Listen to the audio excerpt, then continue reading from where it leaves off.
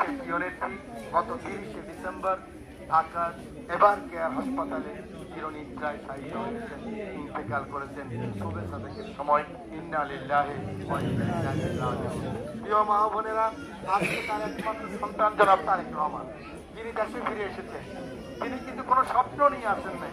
তিনি বলে আমি কোনো স্বপ্ন দেখতে চাই না, আমি পরিকল্পনা নিয়ে কিভাবে দেশের নারী এবং মাদের মুক্তি হবে, কিভাবে শ্রমিকের মুক্তি হবে, কিভাবে কৃষকের মুক্তি হবে, কি দিলে আমার কৃষক ভালো থাকবে, কি দিলে আমার আলেমুদ্দিন ভালো থাকবে, কি দিলে দেশের সাধারণ মানুষ ভালো থাকবে, সেটাই হলো ওনার 31 দফা সংস্কার।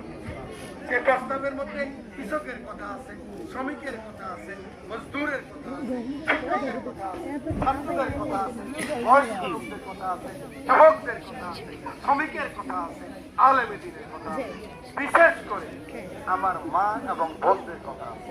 জনাব তারেক রহমান বললেন আমাদের মোট জনসংখ্যার অর্ধেক হল নারী, মা এবং বোন।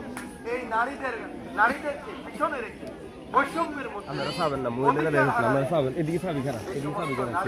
বাংলাদেশের মা বোনেরা সবসময় ওনার বাপের বাড়ি